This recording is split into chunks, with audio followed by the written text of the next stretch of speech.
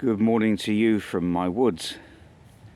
This morning as I came up here, I was thinking to myself, where and how shall I deliver this message? And I was thinking about the situations where Christians are persecuted and where they don't have maybe warm places to meet, maybe in some of the communist countries, especially of the past century, where they couldn't find easy places to meet. They call them the underground church. And they would meet in the woods, places like this. And they would have their Bible studies in places like this. And the thought crossed my mind too, that it doesn't matter where I am to deliver this message, if I'm sitting in the comfort of my study or whether I'm here, that maybe on the go is the place where messages will start to be delivered in the not so distant future, as we face what we face as a time of persecution is coming upon us. And I'd like to share this word with you this morning. Some scriptures that I spoke about the other day, of evil coming in the guise of good. Well, it comes in the guise of good. We talk about wolves in sheep's clothing. And I suppose this is what we're about to face as we see the coming rise of the Antichrist system in the world, and then the eventual man of sin himself. I've titled this Antichrist and the Counterfeit Kingdom of Cruelty.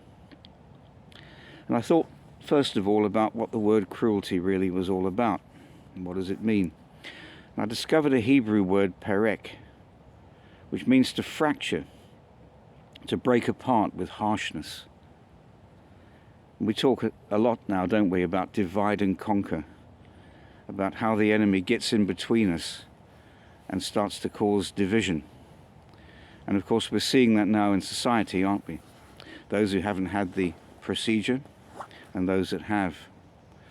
We're starting to see the us and them arising up. And yet there's almost a sort of a carelessness about it, isn't there, amongst governments, a mercilessness as to how people feel. They were interviewing, in fact, just to mention this, I was listening to a video yesterday where they were interviewing some people in Austria who at the moment are going through this fracture, this perek, this breaking apart of their society. And many of the people interviewed that had had the procedure were quite callous about the people that didn't have it. They didn't seem to care, really. They said, well, if that's their choice, then they must just stay at home and just be out of society. I thought to myself, this is the splitting of society. This is the splitting of people, causing one against another that Jesus spoke about, didn't he? He said that a father and mother would be against their own children and vice versa, and that a man's enemies would be those of his own household. And now we're starting to see that a man's enemies are certainly those of his own country. And these measures are inspired. And as I said the other day, there's a new spirit coming into the world. And it's being spearheaded by leaders. And I believe these men are cruel leaders. These are the men who fracture. These are the men who break apart people. And they speak of unity, but they're actually breaking people apart. Cruel leaders inspired by the order of the satanic kingdom, and that is the kingdom that rules with division, and we call it divide and conquer. Well, to start with, I'd like to share some scriptures with you. 1 John 2 verse 18. Please bear with me while I find them. I don't have any markers in my Bible. 1 John 2 verse 18. Little children, it is the last time, and as ye have heard that Antichrist shall come, even now are there many Antichrists, whereby we know it is the last time. I pointed this out before, that yes, there are many Antichrists. Yes, there are many that are coming in his name, and now we're starting to see them rise up. I believe that we can name them now. Men like Boris Johnson, Justin Trudeau, Joe Biden, and of course the people in the World Economic Forum that are their backers. And of course men like George Soros, Bill Gates. Yes, why not make a list of these people? Let's note them. The way that Paul noted those that cause dissension in the church, these are the people that are causing dissension in the world. But remember here what it says, the Antichrist shall come. That man of sin is going to follow. He follows on the backs of these world leaders whose spirit has changed. Men that we thought we could trust, men that we voted for, that have turned on us. They've turned on their own people. They're destroying their own nations. This is the new dictatorial spirit that is in them. There's a Hebrew word for cruel rulers. Akzari. Akzari. Harsh, evil laws that they're being enacted. Akzari. Isaiah chapter 10, 1-4 is an example of these kinds of things.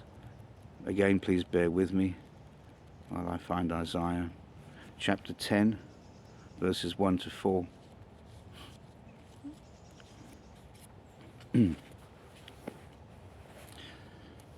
So these harsh evil rulers, Isaiah 10 verses 1-4.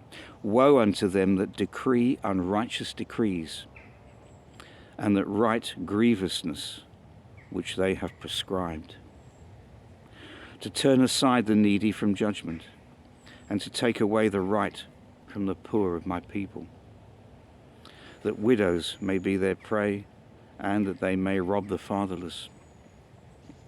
And what will you do in the day of visitation, and in the desolation which shall come from far? To whom will you flee for help, and where will you leave your glory? Without me they shall bow down under the prisoners, and they shall fall under the slain. For all this his anger is not turned away, but his hand is stretched out still. God still stretches out his hand, but what is it saying in the beginning of this chapter here? Woe to them that make unrighteous decrees. Woe to those who make evil laws. The laws that we see are being enacted around the world are plain evil. I saw a video yesterday of what's going on in Australia. A camp that's being built. The title was Quarantine Camp. And it was double fenced. Double fenced to keep people in who really are no danger, no real medical danger to society. And yet they're being double fenced in by cruel laws and electrified to go with it. So we see the rise of these world leaders, we see the rise of these men. Maybe these men are just the beginning of men that are going to follow that'll be even more cruel, more evil. Daniel chapter 8, 23-25.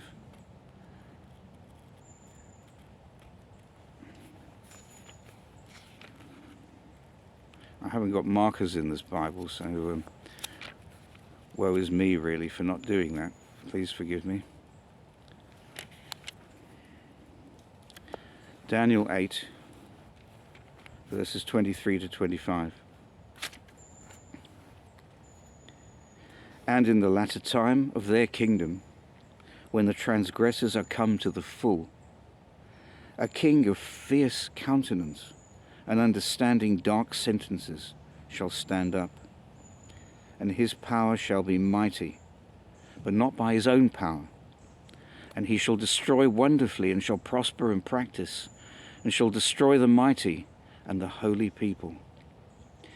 And through his policy also he shall cause craft to prosper in his hand, and he shall magnify himself in his heart, and by peace shall destroy many. He shall also stand up against the prince of princes, but he shall be broken without hand. It's so clear, isn't it? This is the Antichrist. This is the final king that will stand up and pronounce in his kingdom. This is the ruler, the pitiless, cruel leader, the pitiless, cruel ruler. I've made a note here of 8 things that this man will possess in his characteristics. He will be pitiless. He will have no compassion. He will be fierce. He will be hard-hearted. He will be merciless. He'll be a tormentor. And he'll do it with pleasure. He won't even know perhaps that he's tormenting in the same way that we understand it. He'll be inhuman. And he'll vex the people. We're already starting to see that, aren't we, as these cruel laws are being enacted, that there is a minority section of society that are becoming vexed. But at the same time, he'll also start to vex those who maybe that will follow him. They won't understand what he's doing, but at the same time, they'll follow because they've been brainwashed and blinded to follow. And this kingdom must come to its full. Yes, I know there are people that say we'll be all raptured away and taken before this is going to happen, because God is merciful and he won't let us suffer wrath. I've spoken before in other teachings about the definition between tribulation and wrath. Certainly God will not let us suffer the wrath that he's bringing upon the world, but he does allow us to go through trouble.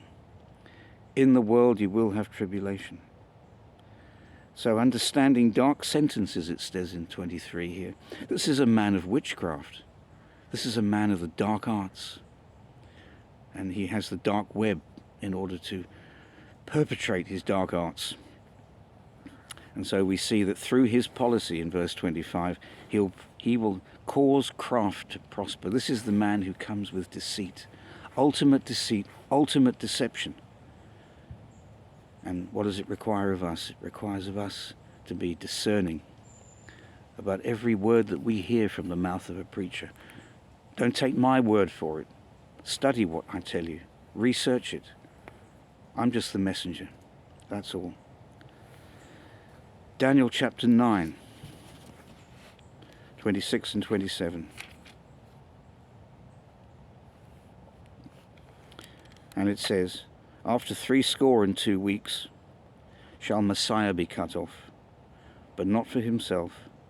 And the people of the prince that shall come shall destroy the city and the sanctuary, and the end thereof shall be with a flood. And unto the end of the war desolations are determined. And he shall confirm the covenant with many for 1 week, and in the midst of the week he shall cause the sacrifice and the oblation to cease, and for the overspreading of the abominations he shall make it desolate, even unto the consummation, and that determined shall be poured upon the desolate. This is the abomination of desolation that Paul speaks about in Thessalonians. This is the man that will make that covenant with Israel for 1 week. As we know, the Bible in Daniel, it speaks about weeks as years. So we've had 62 weeks when the Messiah is cut off, and then there's that long gap between the 62 and that 69th week. That's the 69th week that comes when Jesus comes as Messiah, and then he is cut off. And then there's that long gap between that 69th and 70th week, and that's the 70th week where that covenant is confirmed, that 7-year covenant, and Antichrist breaks that in the middle. He's not a man of his word. He's a man of lies. He's a man of deceit. And people will think that he's come to bring peace, won't he? What do we hear all the time? Peace and safety, peace and safety, peace and safety. No. This is a man who is disposed to giving pain to other people. And he'll do it mercilessly. And we're starting to see, as I just said, the governments of the world and their lackeys and their media giants behind them, and the men that have all the billions and all the trillions. They're going to stand behind these governments. But they're going to tell us something, aren't they? They're going to say, this is for your good. We're doing it for your good. We're creating these camps to put all these undone people into these camps, all for your good. We want to save you. We care about you. Really? How they cared. How we've seen so many thousands of excess deaths in care homes and hospitals through these cruel policies. There's a little word actually here in Proverbs that is also quite pertinent. Proverbs chapter 26, verses 24 to 26.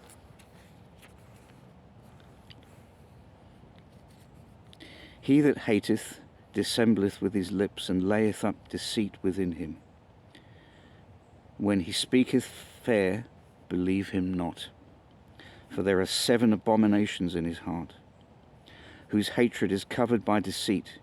His wickedness shall be showed before the whole congregation. Again, we see the same thing. This is this cruel king, this man who divides and conquers, this man who leads and rules with harshness. And yet he speaketh fair.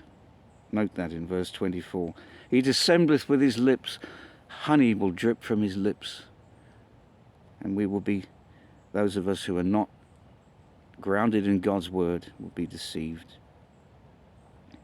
Believe him not when he speaketh fair. Nothing could be plainer than that, can it? Don't believe the fair words. Only listen to the Spirit of God speaking through this book, the word of the living God. There is nothing else to stand with. So he will use lies and deception. And we're talking now these days, aren't we, about the kind of things that we saw created in the 20th century, books like 1984, Brave New World. And we're starting to see the beginnings of the rise of AI, artificial intelligence, and how that artificial intelligence is ruling the world with the power of robots and computers. We've all heard of the word avatar. I heard a very good teaching on that the other day concerning the image of the beast and the avatars that are created in the computers. We can create our own perfected examples of ourselves now, can't we? They call them avatars. There was a website at one time, I think some years ago, I don't know if it still exists, called Second Life, where you could create your own persona and fit it into a certain kind of world. I suppose a perfected world that isn't the one that is today. And you could live in that world and do your daily activities and meet with all sorts of different avatars and people. And I do believe that as we see the image of the beast rising, so we're going to start to see people looking towards AI, artificial intelligence, to enhance their lives. We already see it, don't we, with the things we can have in our home. The Internet of Things, and things like Alexa. Now they want to fit smart meters into your home to monitor and control how much energy you use. And so it goes on, more and more and more. We become more and more hemmed in, don't we? The prison starts to get smaller and smaller and smaller until we're actually completely hemmed in, where they don't even want us to think for ourselves. They want to control the money system. They want to control economics. They want to control education. What goes into the child's mind?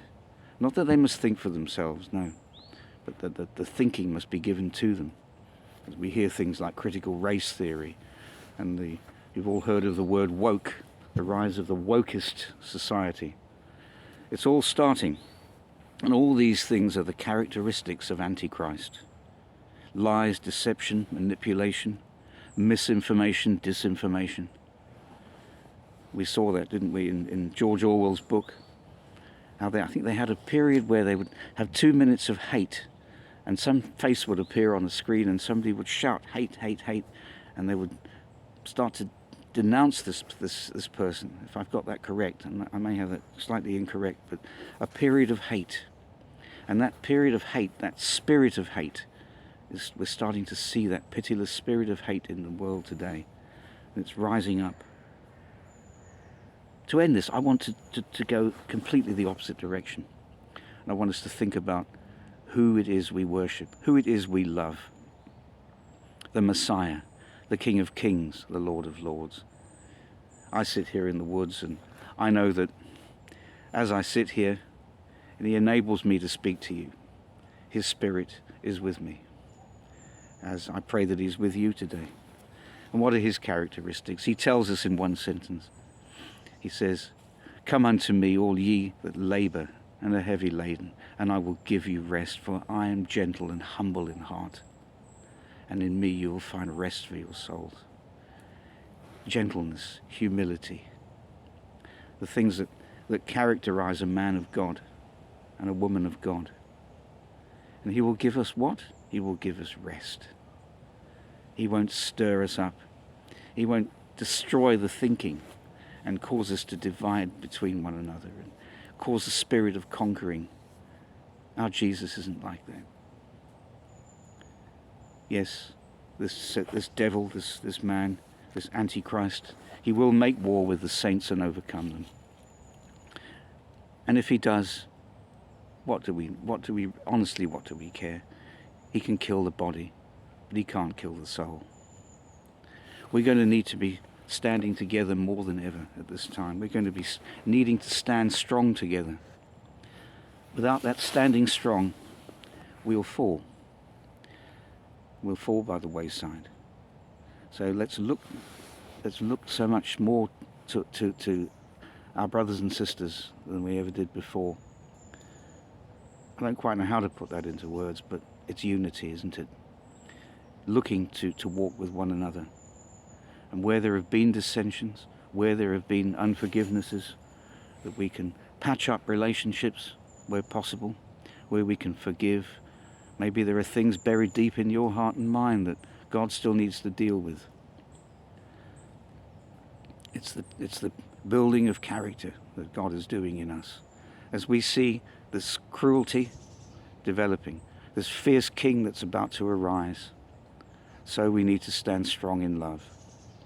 And so I urge you today, wherever you are in the world, whatever you're going through, your brothers and sisters are going through it with you. And those that are yet to go through it with you and yet to wake up, because that's going to happen too. I'm starting to see, I don't know about you, I'm starting to even see unbelievers, those that don't know the Lord Jesus, starting to say, what's going on around us? Why are these things happening? And they're starting to question. Well, this is an opportunity for the gospel, more than ever before, isn't it? So, let's gird up our loins, let's take hold, let's stand, and remember who our enemies are and who our allies are in Christ. So I pray today that you will be blessed, and we'll speak a lot more about these things, I'm sure, in time to come, especially concerning the rise of artificial intelligence. And as we see more and more of the procedures being thrust upon people, more and more rules, more and more regulations. So as their prison gets smaller, the Lord brings us into a wider space, and he enlarges the spaces of our tents in his Spirit. Have a blessed day.